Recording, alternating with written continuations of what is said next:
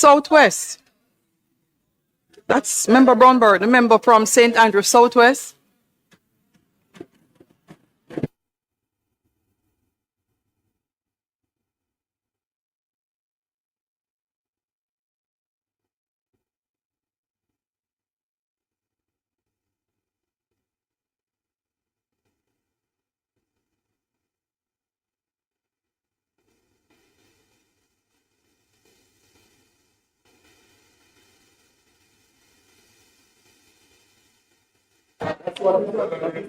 I wanted to make sure, I wanted to make sure that I was within the time and certainly on point on the few points I wanted to make. And so I've actually written it.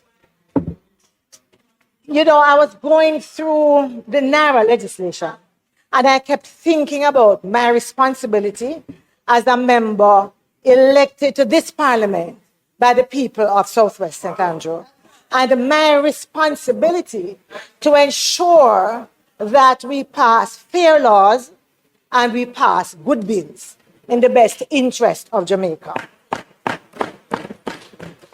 So in this regard, I went and I looked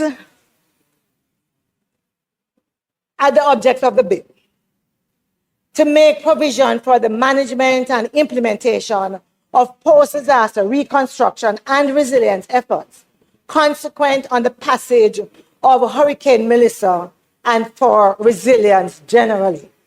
And this has my full support. In fact, I don't believe that there's anyone in Jamaica who would not support these objects. Yes? I am, however, extremely concerned that such an important institution, having a highly centralized, almost one-man driven structure, who himself is handpicked by the minister, with a blank check and unfettered powers. And that also there are very weak provisions for transparency and accountability. I'm concerned about that. And what makes this even that much harder to vote yes is that it's being railroaded through Parliament by a government who has no problem in 2017, agreeing to 427 million Jamaican dollars and paying out 50% of that as a deposit for used cars for our police officers without any accountability. Even now, not a soul know where they carry them there. The same government with the ministers spending money on the big birthday cake. Who remember the Nutri-Bullet scandal? Who remember that? Producing less, costing more, with no real accountability for distribution. Anybody here remember CMU and how taxpayers' money was being spent in 2019? The truth is that the same issues in all of those, that was a used car scandal we talked about. The same issues, serious procurement breaches, contract bidding rules being breached, payments to connected persons as contractors. And it was the same issue with Petrojam, with Nesal. Who remember Western Hospitality Institute? Yeah? That many thought was a eat a food prosperity thing of one. So when all these things are on my mind, it makes me very uneasy. Yes? I also want to remind us that in most of the cases I've cited, what the Auditor General's recommendation was. It was about adherence to public procurement laws and the transparency of the process. But I guess now we don't have to worry about those because they're not even in there. Yeah? So you can ignore the transparency and you can ignore procurement laws. I believe that we do need, because the government has come here several times talking about the issues with procurement.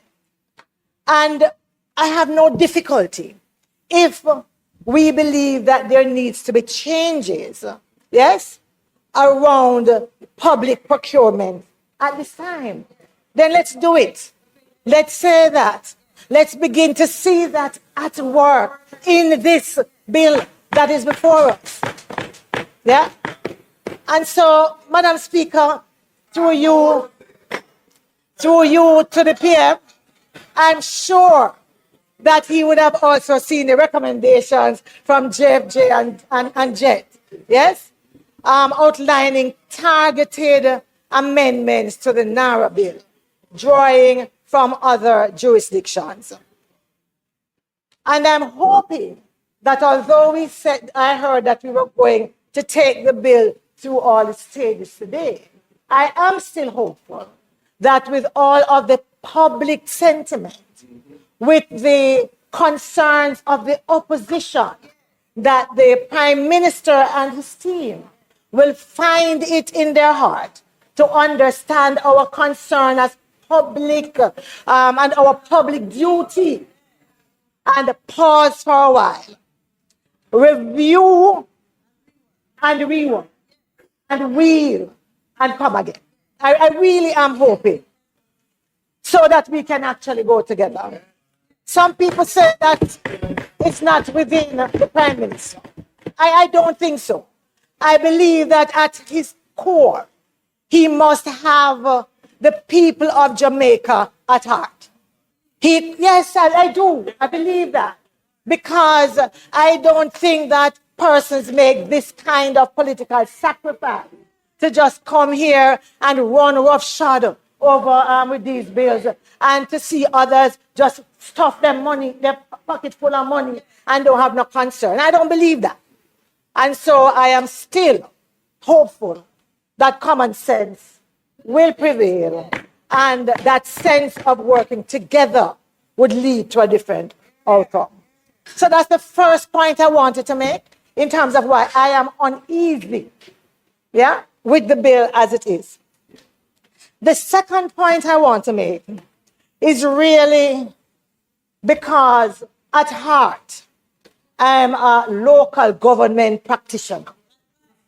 I have spent 20 years in local government, and therefore it just does not sit well with me to agree to legislation that comes to Parliament and gives NARA the right to ignore the professional advice of municipal corporations and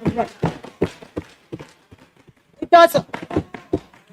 Clause 21 leaves me thinking that the authority is at large. One, to establish timelines for inspections, evaluations, and assessments, as well in 21.2 to set deadlines for decisions for approvals or other inputs made or submitted by the authority. The truth is that I get a sense of a very high-handed approach in how this is worded.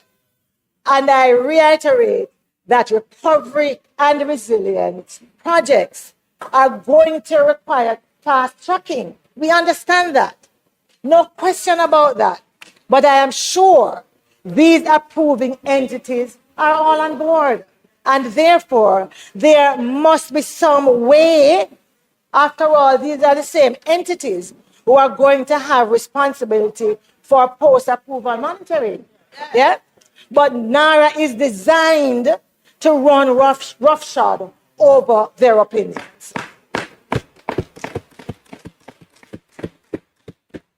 And so that's in my head.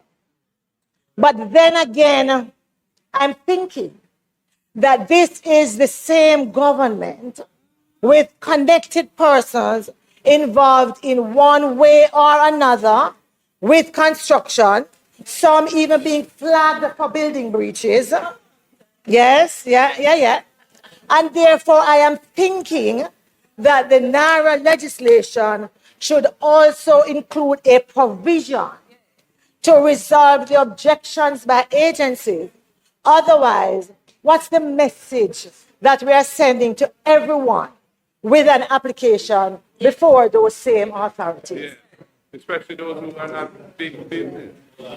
So what is it? Is only the big trousers man them can ignore parish council? The rest of us mortals have to go and make changes to our plans when they object to what we have in front of them. That for me don't sit right. It doesn't sit right. Quite frankly, Madam Speaker, I think there's a very easy fix for this, quite frankly. I believe that what we could do is simply include in the legislation actual pre-approval consultation. Yes? So that that mechanism is encompassed in the law itself.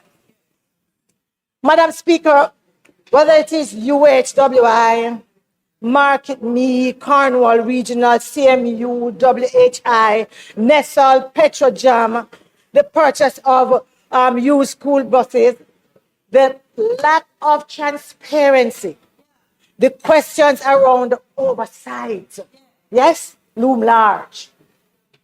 They loom large.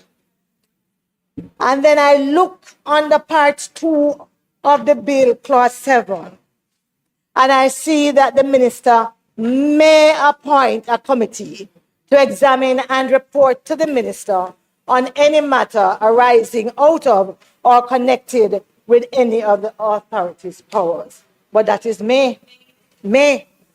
First of all, I believe that NARA needs a proper oversight committee, where that appointment is not may, but shall, in terms of these kinds of reports and overview. There should also be a mandatory reporting cycle to Parliament, as the opposition leader and others have signaled and suggested. So, Madam Speaker, as I take my seat, I want to say that all of what I have placed on the table does not leave me with a level of trust that would have me voting for this NARA legislation in its current form without specific clauses in the legislation to ensure greater transparency and accountability. Because at the end of the day, it's my children and grandchildren. It is going to be the people of Southwest St. Andrew, in fact, all Jamaicans, who are going to bear the burden of repaying this debt. Thank you.